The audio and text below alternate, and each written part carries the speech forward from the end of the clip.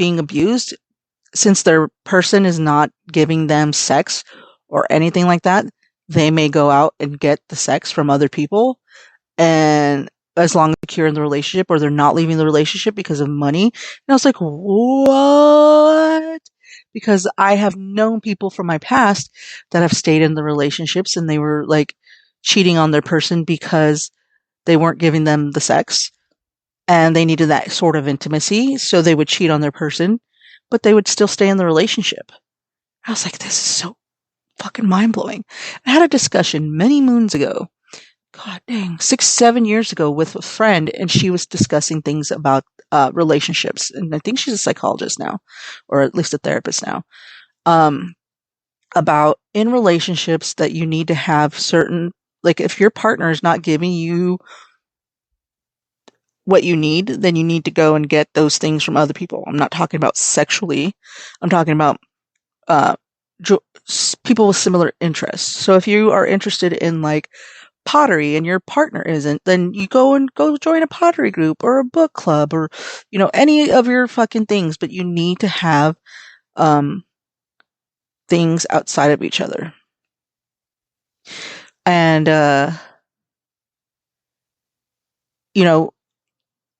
and the crazy thing is my healthiest relationship ever was like 10 years long.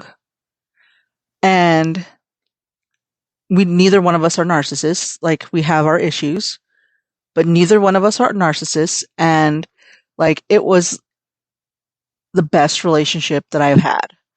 It was loving. It was caring. It was fucking crazy for other things, but it was the best relationship I ever had because we were open and honest with each other. We told each other everything. We did not,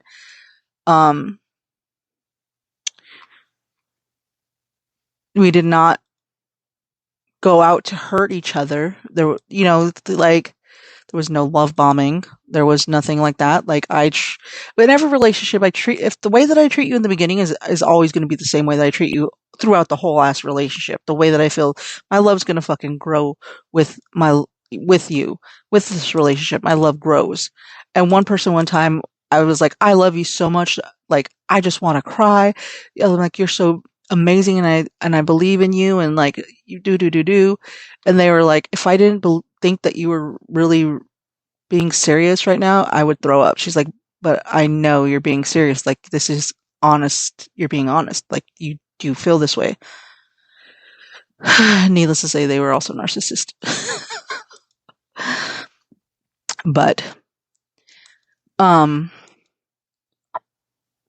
yeah, I'm supposed to be back at work and I am. So, but yeah, like narcissistic relationships are the hardest to fucking leave. The abuse, the mind games, the heartache. And thankfully I found this doctor. Like, narcissist abuse and gaslighting summit for therapists is going to be happening. Oh, wait, that already happened. Oh, she's already done everything this year. Aww. But yeah, I really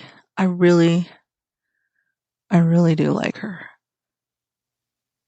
And she has peer-reviewed articles on her website. I think I might sign up for a session. Oh, but do I want to do more work? Like, not just work as in like, work, but as in like, can I take more on right now when I was supposed to be like relaxing from like everything? Even my teacher was like, you need to take a break. She's like, go and have fun or something. I was like, thank you. I definitely need it. After this past 2 years of like school, like my personal life interrupting with like school, or like I should have taken time off, like all of these things. And like, she's like, I keep saying like, she has been my teacher for a few semesters now. And so she knows everything that's going on, because you have to be open and honest with your teachers. As long as you're honest with people, they know what's going on in your life, then they will help you as long as you are doing what you're supposed to be doing. So that is a beautiful thing. and then you have working relationships, and you're there as long as they know what's going on. Like, especially with work right now. I talked to my supervisor before he went on break again because he's having surgery. So he's going to be gone for who knows how long. And I told him everything that's going on. I was like, this is what's going on with my dad. This is what's going on with my uncle. This is what's going on. And so, sorry about that. Potential spam calling me. All right. I turned it off. So, as long as you're open and honest with certain things, then I think you will be fine with everything.